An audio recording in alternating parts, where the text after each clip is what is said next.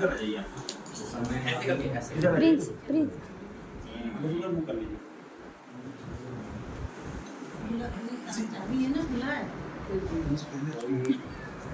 वही बड़ी है बहन तो हम कुछ शॉर्टकट में हमारी वाइफ है, विष्णु मस्ती को नहीं जानते थे और न कभी नाम सुना था न पहचानते थे। सन 2005 की बात है और हम दोनों पति पत्नी शादी के बाद में एक दूसरे से जुदा होकर 4 साल तक ऐसे हमारे बीच में चलता रहा। शैतान ने हमारे बीच में दीवार खड़ी करके ऐसे मैं उनको नहीं चाहता, वो मुझसे प्रेम करते थे, परंतु मेरे अंदर तो ऐसा नफरत भर रखा था कि मैं उनको वो चाहता ही नहीं था। प्रभु ने उनके जीवन में अद्भुत रीति से काम किया, कहीं सपने के दृश्य जैसा उनके जीवन में हुआ, वो आगे का बात उनको बताएंगे। प्रभु का धन्यवाद हो। परमेश्वर ने हमें सबको इकट्ठा किया और परमेश्वर के दास से मुलाकात करवाया। आज हम यहाँ पर हैं तो सब प्रभु की दया है। हम एक दूसरे को जानते नहीं, परंतु वास्तव में प्रभु जैसा कहता है हम सब विश्वासी एक घराने हैं। हालेलुया। इसलिए प्रभु का धन्यवाद हो। जैसे हमारी शादी हुई और लगभग 4 साल तक हम एक दूसरे से दूर दूर रहे। उस समय मुझे इन्होंने छोड़ दिया था, मम्मी के यहाँ पर मैं आई तो वहाँ पर क्या हुआ कि मैं इतनी संसारिक चीज़ों में बहुत ज़्यादा विश्वास करती थी। उस समय फिर क्या हुआ कि मैं इतनी हताश और इतनी निराश हो गई कि 4 साल हो गए मुझे अभी रखते नहीं, क्या करूँ। मम्मी पापा चाहते थे एक दूसरा शादी करवा देते, परंतु मैं करना नहीं चाहती थी। तो एक दिन क्या हुआ कि हम 4 बहनें हैं, बाकी भाई छोटा था एक। तो उस समय क्या पापा और मम्मी ऐसे मतलब चिंता कर रहे थे, तो पापा रोने लग गए कि मेरी लड़की ने पता नहीं क्या पाप किया है तो उसको ये सज़ा मिल रही है। वो दूसरा घर भी करना नहीं चाहती, क्या होगा कैसे होगा, ऐसे करके पापा मम्मी ऐसी चिंता कर रहे थे। तो मैंने जब पापा की आंखों में आंसू देखा तो मुझे बहुत बुरा लगा। तो उस समय मैंने क्या, वो मूर्ति को भी नवरता का समय था, मूर्ति को भी बिठा रखा था घर में और 9 दिन का अखंड उपवास भी मेरा चल रहा था। तो मैंने सोचा कि तू कौन है, कहाँ है। मैं इतनी पूजा पाठ करती हूँ, देसी घी चढ़ाती हूँ, फिर भी मेरी नहीं सुन रहा। प्रभु तू कौन है, मुझे बनाने वाला कोई तो होगा संसार में। ऐसा करके मैं अपने पापा को जब देखा ना, मुझे बहुत दुख हुआ। तो मैं प्रभु से मतलब प्रभु को नहीं जानती थी, परंतु संसारिक भगवान को पुकार रही कि आप किसी ने तो मुझे बनाया होगा, तो मुझे बताइए मैं क्या करूं, तो आप मेरी प्रार्थना को सुनेंगे। ऐसा जब रात का समय था, लगभग 2 बज रहे थे रात के, तो उस समय क्या हुआ कि मेरे कानों पर आवाज आई कि मैं हूँ तुझे बनाने वाला। जैसे ये आवाज आया तो मैं चौंक गई। मैंने बोला कौन है कौन है, तो यीशु यीशु ऐसा करके 3 बार नाम मेरे कानों में गूंजा। तो मैं चौंक गई, कौन है आप, कहाँ है, मुझे दिखाई नहीं दे रहे। क्यों, मैं तुझे देख रहा हूँ, तू मुझे नहीं देख सकती, परंतु तूने आज मुझे पुकारा है तो आज मैं तेरे पास आ गया हूँ। मैंने सोचा यीशु आप कौन है, क्या है, मैं नहीं जानती। आमीन। पर वास्तव में अगर आप मुझे जानते हैं और मेरे दुखों में अगर आपने मुझसे बातें किया है तो मैं कुछ नहीं चाहती, बस इतना चाहती हूँ मेरा पति मुझे लेने के लिए आए। मैं जीवन आपको दे दूँ, आप जो भी है मेरे लिए। बिना देखे थी, बिना परखे, बस एक आवाज मुझे सुनाई दिया और मैंने निर्णय ले लिया ये जीवन में आपको दे दूंगी। मेरा पति अगर मुझे लेने के लिए आ गया, हालेलुया। उधर से एक आवाज आई, ठीक है आज दिन क्या है, मैंने बोला शुक्रवार, अगले शुक्रवार को आपका पति लेने के लिए आ जाएगा। ये आवाज मुझसे कहा गया। मैंने बोला ठीक है। इतने में वो आवाज बंद हो गई। तो मैंने सोचा ये तो आवाज बंद हो गई, ये कौन हो सकता है। मैंने बोला ये यीशु कोई भगवान है क्या, इसने तो मुझसे बातें किया है। मम्मी के पास गई, मम्मी को उठाया, मम्मी उठो, पता नहीं कोई यीशु मुझसे बात किया कि यीशु कौन, मैं कि मुझे भी नहीं पता यीशु कौन है। और मैं ऐसे बोल रही थी। कब की बात है? 2005 की बात है। 2005 की बात है। तो ये कहाँ आपके घर पे, आपका घर किधर है? ये निमाड़ में खरगोन जिले में। आप आपके माता जी के घर पे हैं? जी, मम्मी के यहाँ में, और ये इंदौर में रहते थे, मैं गाँव में। शादी हुई थी सर। अच्छा, तो अलग हो गए, अलग हो गए थे ना? मतलब एक दूसरे से मतलब प्रेम से मैं रखना नहीं चाहता देखो। और आप आपके घर पे, ये इनके घर पे? हाँ, मैं इंदौर में था। ये इंदौर में थे, मैं मम्मी के यहाँ। इन्होंने साफ मना कर दिया था कि मैं रखना नहीं चाहता इसको। ऐसा करके छोड़ दिए थे। जब बच्चे नहीं थे आपके? नहीं, कुछ भी नहीं था। तो फिर क्या हुआ कि उस समय फिर मम्मी को बोला, फिर मम्मी ने बोला चलो अपन कहीं दूसरे के पास चलते हैं, ये यीशु को निकालते हैं, पता नहीं कौन है क्या है। अब मैं भी नहीं जानती थी, बहुत ये किया पूजा, मतलब जाकर दूसरे भगवानों के पास जाकर बंदोबस्त कराया, धागा वागा ये वो सब करवाया। और 2-3 दिन के बाद में फिर मुझे दिन में ही मैं ऐसे पलंग पे लेटी हुई थी और मुझे फिर ऐसा हुआ कि मेरे किसी ने हाथ पकड़ा और मुझे ऊपर उठा कर ले गया। ऐसी जगह जो कभी मैंने देखा ही नहीं, ऐसी जगह बिल्कुल बादल बादल दिख रहे और बिल्कुल कोई मनुष्य नहीं, कोई जीव जंतु कुछ भी नहीं दिखाई दे रहा।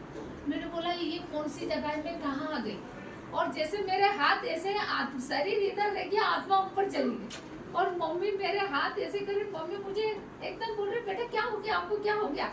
और मैं ऊपर चली गई। फिर मैंने सोचा ये कौन सी जगह है, कौन है, आप मुझे यहाँ क्यों लेकर आए, कौन। फिर मैंने देखा एक ऐसे चंद्रमा जैसा दिखाई दिया मुझे और उसमें यीशु का दर्शन मुझे दिखाई दिया। और मुझे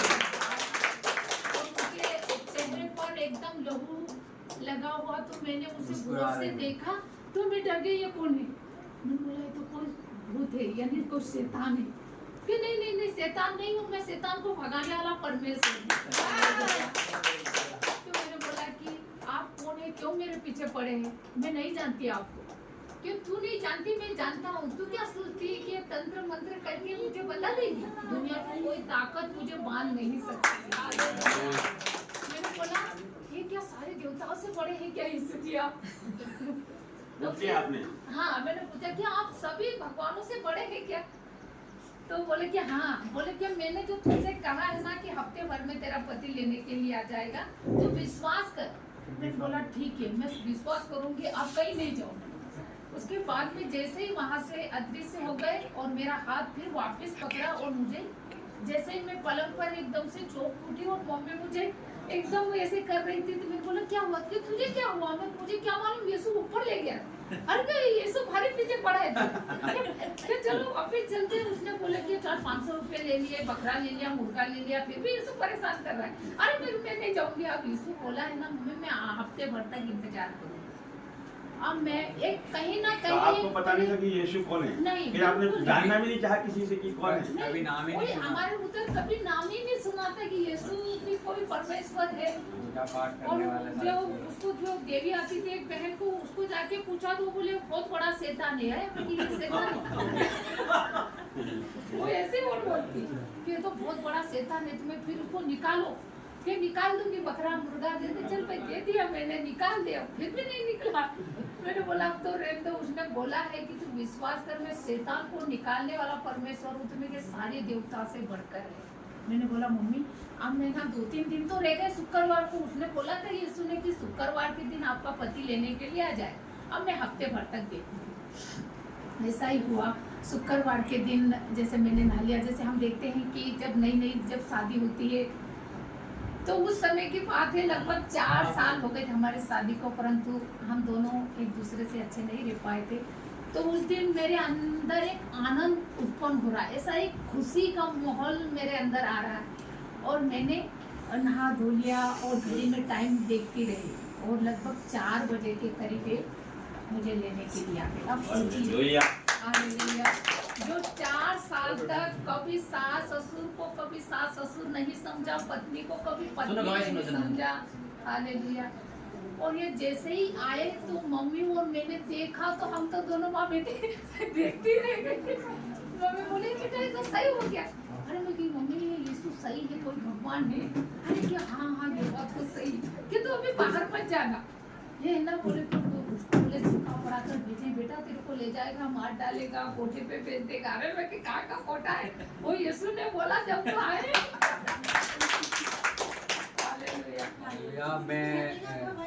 और सर उस समय क्या हुआ था कि प्रभु जैसे मुझे ऊपर लेकर गया था तो उस समय प्रभु ने मुझे बोला था कि तू मुझे नहीं जानती, मैं तुझे जानता हूँ। एक काम करना कि तेरा पति जब शुक्रवार के दिन तुझे लेने के लिए आ जाए तो तू फिर क्या करना, तेरे पति और को लेकर उज्जैन जाना। उज्जैन में मेरा चर्च है। बोले चर्च, तो वो भी नहीं समझती थी चर्च होता क्या है। भवन बोला था। हाँ, तो मैंने बोला भवन क्या होगा।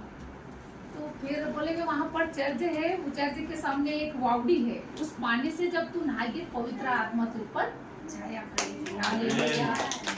उसने इस प्रकार इसलिए बोला था कि ये सारे बंधन बंधे थे गले में, देखो इतना बड़ा नींबू है ताबीज जैसा बना हुआ था, कमर में धागे, पाँव में पूरे धागे, शरीर में। तो इसलिए इसने ऐसा बोला था कि ये मेरे को उस समय जब बता तो मुझे आज भी ये एक बात है मुझे याद है, इनका सिर का ऑपरेशन हुआ था, काफ़ी कुछ बातें ध्यान नहीं आ पाती, बाकी इसमें से काफ़ी कुछ बातें बता रहे हूँ। तो उन्होंने मुझे जैसे ही बताया तो मुझे आज भी एक बातें याद है, और मैंने को डायरेक्ट जब गया तब नहीं बोला, मैं 15 दिन तक जो एक दिन से दूसरे दिन नहीं रुकता था, और दूसरे दिन एक रात रहता तो दूसरे दिन अपना बोरा बिस्तर उठा कर चल देता था। और उस समय गया तो मैंने 15 दिन वहीं डेरे दे दिया, मेरी जाने की चनी लेकर ही जाऊंगा भले कुछ भी हो जाए, ऐसा मैंने मन में डाल दिया। तो मैं इनको सपना है, मेरे पास न फोन था, न मोबाइल था, न गांव में कोई लैंडलाइन कुछ भी नहीं था। तो मेरे मन में जब इनको सपना है क्या हुआ कैसे आया मुझे नहीं मालूम, परंतु अचानक मैं अपने आप से बात करता हूँ कि कहाँ अपनी बीवी होते हुए अपन अकेले रह रहे हैं, नहीं ऐसा नहीं करना चाहिए। मैं अपने आप से मतलब साइकिल चलाते हुए, मैं ड्राइविंग करता था, बदली की गाड़ी चलाता था, तो साइकिल चलाते चलाते अपने आप से बात, नहीं ये सब ये गलत है, अपने को अपनी पत्नी को लाना चाहिए और दोनों साथ में रहकर एक भक्तिपूर्ण जीवन जीना चाहिए, और किराए का एक कमरा ले लेना चाहिए और उनको साथ में रखना चाहिए। आप किसको मानते थे उस समय? ये संसार में जो संसारिक ईश्वर को, अन्य जाति में था। हाँ अन्य जाति में था। तो ये सारी चीज़ें तो मेरे धर्म के प्रति और रुचि और मतलब ज़्यादा बढ़ती जाए, और मैं ये कम से कम बस जिस दिन इनको सपना आया तो मैंने शुक्रवार का दिन है, उस दिन की 25 तारीख, मैंने इस तारीख को भले कुछ भी हो जाए अपन लेने के लिए उनको जाएंगे, ये डिसीजन मेरे अंदर प्रभु ने डाला। तो इन्होंने बताया, बोले ऐसा ऐसा बोला। 15 दिन के बाद में फिर इन्हें धीरे धीरे अपनी कहानियाँ मुझे बताना चालू किया और सारा डिक्लेयर बताया अपने को वहाँ चलना है। बोले प्रभु यीशु आए, मैंने क्या सोचा ये हमारे गांव में एक आधे जने को नए पवन उतरी थी, तो ये भी एक कोई देवता होगा और ये कोई अद्भुत होगा, अलग से कोई नया नाम से हो सकता है। तो मैंने कहा चलो, तो मैंने भी विश्वास कर लिया ऐसे देखे। तो मैंने कहा ठीक है। तो बोले उन्होंने बताया और उस भवन बताया, और भवन के सामने एक बावड़ी है, और ऐसा बोला है कि उस बावड़ी के पानी से तुझे न तो मेरी प्रार्थना आती है न मेरे वचन के बारे में तुझे मालूम है, और तो इसलिए तू उस बावड़ी के पानी कोई खास नहीं है, परंतु वो प्रार्थना की हुई है। उस बावड़ी के पानी से तू जब नहाएगी तो ये दुष्ट आत्मा के जितने बंधन तुझ पर बंधे हुए ना, इस बंधन से तू आज़ाद हो जाएगी और तेरी मेरी पवित्र आत्मा तुझ पर छाया करेगी। ऐसा करके उन्होंने ऐसा बोला। इन्होंने मेरे को बताया, मैंने कहा ठीक है अपन चलेंगे। मेरे पास मनी की प्रॉब्लम थी, कुछ भी नहीं था, मुश्किल से 100-200 रुपये मेरे पास रहते थे, क्योंकि मेरे नीयत साफ नहीं थी और मेरा व्यवहार नेचर इनके प्रति अच्छा नहीं था, इसलिए मेरे पास पैसे नहीं टिकते थे। तो मैंने एक भाई के पास उधार लेने के लिए गया तो उन्हें मना कर दिया। अगले दिन गया, प्रभु यदि आप चाहें तो मेरे लिए उपाय करें, मुझे वहाँ उज्जैन लेके जाना है, 1000 रुपये मुझे किसी से उधार करवा। तो प्रभु के अनुग्रह से वो भाई ने 3% के ब्याज से मुझे 1 महीने के लिए दिया, और उस पैसे का हमने मारुति वैन किया। और वहाँ जब गए तो वहाँ पर भी हमको शैतान ने गुमराह करना चालू कर दिया, और हमको वो जो साथ में बैठे थे वो सब भड़कने लगे, बोले नहीं आप कोई चर्चा नहीं मिल रहा तुमको, चलो घर। हम मन ही मन प्रार्थना कर रहे। इन्होंने प्रभु, मैंने इनको जरा सा हाथ चलाया, मैंने कहा प्रभु को पुकारो, प्रभु मदद करें। ऐसा करके इन्होंने आँख बंद करके प्रभु बोले डर मत, सीधे चले आओ, बोले मैं साथ में हूँ, मत डर। ऐसा करके और जैसे ही देखा तो मेरी नज़र पड़ी, मैंने हो ना हो ये भवन हो सकता है। तो बोले हाँ ऐसे ही होता है चर्च में। अच्छा ऐसा होता है क्या? वहाँ जब गए तो उन्होंने सारा नज़ारा इनको मुझे यहीं पर इन्होंने बताया, बोले हरे कलर का पोता हुआ, इस दिशा में उसका मुंह है, उसके ठीक सामने बावड़ी है, सामने लोहे का गेट है, और बोले वो बाहर बाउंड्री वाल पे है, और अंदर चर्च भवन बना हुआ है। ये सारी बातें मुझे बताई, वहाँ जाए इन्होंने मेरे को बता दिया। तो मैंने ये सारा नज़ारा जब सामने देखा तो मेरे अंदर विश्वास हो गया कि वो न हो कोई ना कोई है।